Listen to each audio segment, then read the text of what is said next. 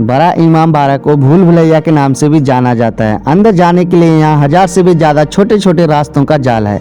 वहीं बाहर निकलने के लिए सिर्फ 2 रास्ते हैं। यहाँ आकर अच्छे से अच्छा पर्यटक भी रास्ता भूल जाता है। लखनऊ स्थित बड़ा इमाम बाड़ा यहाँ के प्रमुख ऐतिहासिक स्थलों में से एक है। यह शहर की संस्कृति और समृद्ध विरासत का प्रतीक है।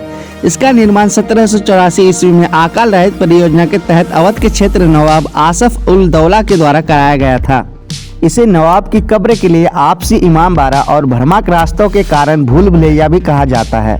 गोमती नदी के किनारे स्थित बड़ा इमाम बाड़ा की वास्तुकला ठेठ मुगल शैली को प्रदर्शित करता है, जो पाकिस्तान में लाहौर की बादशाही मस्जिद से काफी मिलती जुलती है और इसे दुनिया की सबसे बड़ी 5वीं मस्जिद भी माना जाता है। अब सवाल उठता है, क्यों बनाया गया बड़ा इमाम बाड़ा? इसके पीछे क्या कारण था? अवध क्षेत्र के अंदर वर्ष 1784 में भयंकर अकाल पड़ा, जिसके बाद राहत परियोजना के तहत इसका निर्माण शुरू किया गया, जिसमें लोगों को रोजगार मिले। कहा जाता है कि इस इमाम बाड़ा का निर्माण और अकाल दोनों ही 11 साल चले।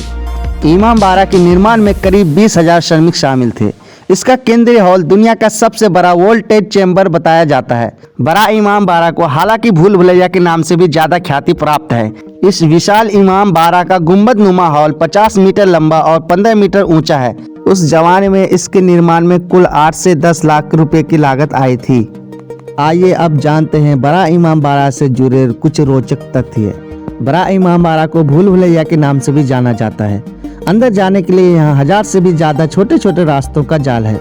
वहीं बाहर निकलने के लिए सिर्फ 2 रास्ते हैं। यहाँ आकर अच्छे से अच्छा पर्यटक भी रास्ता भूल जाता है।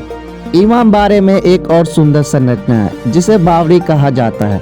ये 5 मंजिल सीढ़ीदार कुआं है, जो पूर्व में नवाबी युग की देन माना जाता है। ये बावड़ी गोमती नदी से जुड़ी हुई है। पानी के ऊपर सिर्फ 2 मंजिल ही दिखते हैं। इसकी सबसे रोचक बात यह है कि ये ना तो पूरी तरह से मस्जिद है और ना ही मकबरा। कमरों का निर्माण और दीवारों के उपयोग में सशक्त इस्लामी प्रभाव स्पष्ट रूप से झलकता है। इस भवन में कुल 3 विशाल कक्ष है और इनकी दीवारों के बीच छुपी हुई लंबी लंबी गलियारें हैं, जो लगभग 20 फीट तक मोटी है। बड़ा इमाम बाड़ा की छत पर जाने के लिए 84 सीढ़ियां हैं, जो ऐसे रास्तों से होकर गुजरती है जो किसी भी अनजान व्यक्ति को भ्रम में डाल दे, इसलिए इसे भूल भुलैया भी कहा जाता है। बड़े इमाम बाड़े में आपसी मस्जिद भी है, जहां पर गैर मुस्लिमों का प्रवेश वर्जित है। मस्जिद परिसर के आंगन में 2 ऊंचे ऊंचे मीनार हैं। इमाम बाड़े के बाहर बना रूमी दरवाजा प्राचीन लखनऊ का प्रवेश द्वार माना जाता है। इसकी ऊंचाई लगभग 60 फीट है, जिसमें 3 मंजिल है। भूल भुलैया की बालकनी पूरे विश्व में प्रसिद्ध है। इसका प्रमुख कारण यह है कि इस बालकनी में अगर आप माचिस की तीली भी जलाएंगे तो बालकनी के दूसरे कोने तक आसानी से उसकी आवाज सुनाई पड़ती है। भूल भुलैया के कुछ रास्ते तो इतने खतरनाक थे कि लोग इसमें फंसकर अपनी जान तक गंवा चुके हैं। मान्यता है कि भूल भुलैया भूमिगत सुरंग का ऐसा जाल है जो इमाम बाड़े को दिल्ली, कोलकाता और फैजाबाद से जोड़ता है।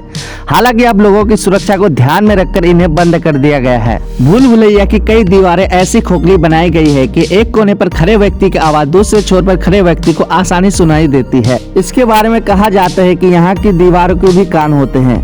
आप जो सुनते हैं दीवारों के कान होते हैं, ये मुहावरा यहीं से प्रसिद्ध है। इस इमारत को बनाने में कहीं भी लोहे का इस्तेमाल नहीं किया गया है, जो इसकी सबसे मुख्य विशेषता है।